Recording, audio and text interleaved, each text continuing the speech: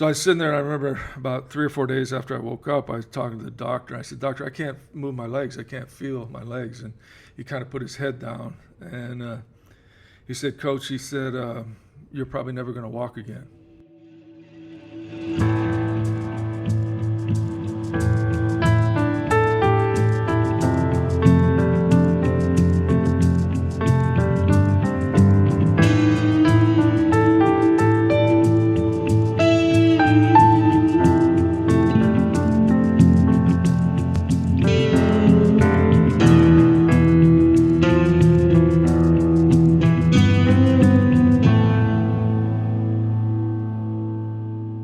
I'm recording. We need to make sure that we put in some kind of a click or clap or something on my end so you can sync it up on your end. Go ahead. All right, here we go. 1, 2, 3.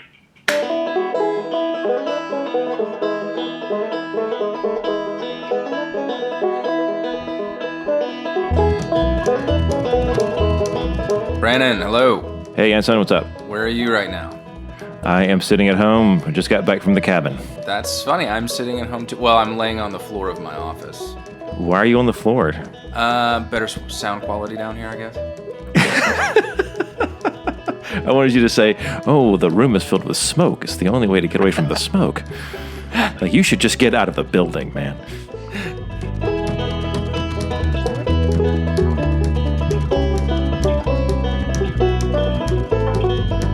All right, so you got the bonus material for this week. Pretty harrowing stuff, right?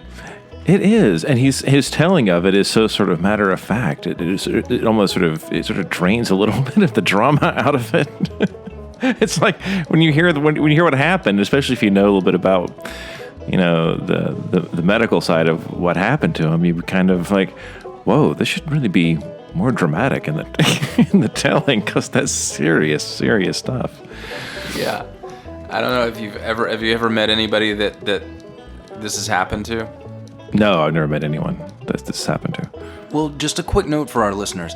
If you haven't listened to our interview with Coach June Jones entitled "Love is the Difference," you might want to pause this here and go back and give it a listen. We're proud of the episode, but it also provides very important context to the story you're about to hear. So back in March, I found myself talking on the phone to my old friend John Mclean. John's a sports journalist, and when my head's been buried in the sand and I've lost track of what's happening in the world of football, he's my go-to guy. And not surprisingly, he's also the person who gave us the idea for our show about June. The conversation started out rather technical, but see if you can hear where it makes a sharp left-hand turn. And so it was worth taking the penalty. They put that rule in there because other teams complained about it. And athletic directors and presidents complained to the NCAA. So they put it in, and he took the penalty wisely. Another reason people believe in June is because he was dead and brought back to life after his incredible car accident. And I was like, wait, what? And John was like, oh yeah, you didn't know about that? And when the times I've talked to him about it through the years, and when I see him, and there's other people there asking to tell him about it, and he still gets choked up about it. But because of what June has accomplished on and off the field, including coming back from being declared dead, then I think that's another reason people are drawn to him. I was like, okay, I'm hooked. So a few days later, I sat down to have my conversation with Coach June Jones. I looked down to my notes, and there, in the top margin of the first page, was the question I just had to ask. What's it like to be dead and then come back? I shouldn't be alive. I tore my aorta, and normally when you tear your aorta, if they don't find it within 10 to 15 minutes and fix it, you're dead, number one. And even if they do get it fixed in that 10 to 15 minutes, you're paralyzed from the waist down for life.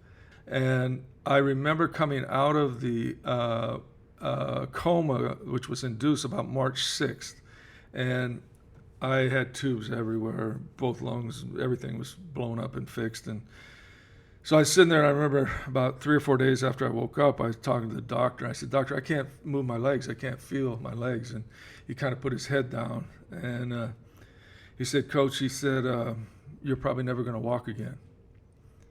And I just sat there. I said, "What?" He says, "You're probably going to be a paraplegic." and never walk again. And then he told me, why and how and everything. So I just refused. I refused that to happen.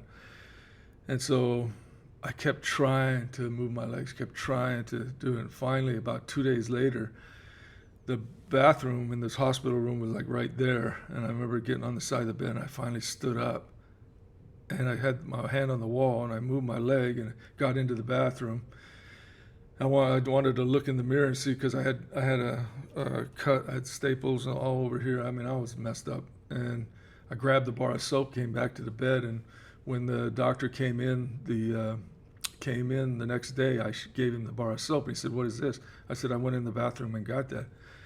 And he kind of looked at me, "Oh, okay," and so I, from being a professional football player and from coaching, as long as I coach, if you were ever in the training room, you lose your job. Somebody else is going to take your job. So I was not going to stay in the hospital. So I remember him telling me, on this now comes about March 10th, he says, I said, "How long do you think I'm going to be in this hospital?" He said, "Coach, you got a long rehab. You got a long way to go. You're going to be here probably till July, maybe. We'll have you transfer you to physical therapy and all that kind of stuff." And so he left the room, and I looked at Artie and I said, "I'm not staying in here." And on March 16th, I pulled every tube out of me, my lungs, my arms, my nose, every tube. And I said, "Artie, I want to go home." He said, "Come on, man, you can't do it." I said, "Get down here right now and get me."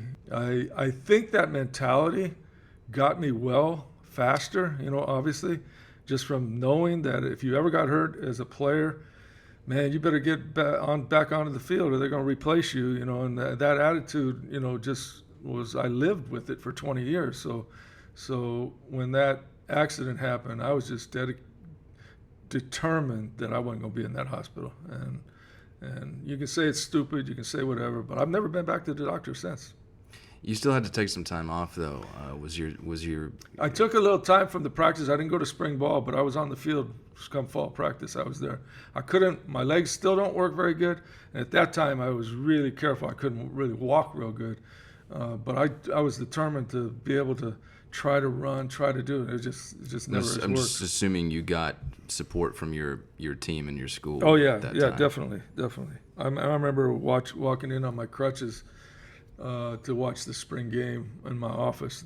I didn't go down on the field, but the assistant coaches had run spring that year, and that was kind of like the time I said, "Okay, I'm back." I got back to the office, and now I'm watching practice, and so I was determined to be back on the field by middle of July when we went to training camp. So I can only imagine that boosted morale within your players Yeah, to it see did, you it coach getting back on his feet. It did. I think. I think I don't know. The ESPN did one of those stories about it, and I remember they interviewed some of the players, and still to this day I listened to what they said about the thing, and it was motivating. In fact, actually, we had one of our best seasons. Nick Rolovich was the quarterback. We finished 11-3, I think, that year, and BYU was rated number 8. We beat them 72-45 the last game. It was quite a game. That's sort of like what I was interested in, though, is there was a necessity for him to get out of the bed. I love how he's at the top of his game and has really turned around this college program, and even he is afraid of losing his job. I know, right? That was still the thing that was on his mind. Like, get back out there before you get replaced. I was like, wow, that's a competitive human being right there. And just the drive to get in that bathroom, just get that bar of soap. Oh, right, soap. That's right. And the proof. Like when the doctor comes in and is like, "You can't walk." Oh, yeah. What do you call this? Right. It's an amazing story. I don't know why I feel like you or me or somebody, or if we had lawyers, somebody should chime in and say, pulling the tubes out of your body and walking out of the hospital after an aortic dissection is against your doctor's orders and not advisable. Your results may vary. So there's like a disclaimer is required. Like results are not typical, like this is not the kind of thing that people just walk away from, which makes it so extraordinary.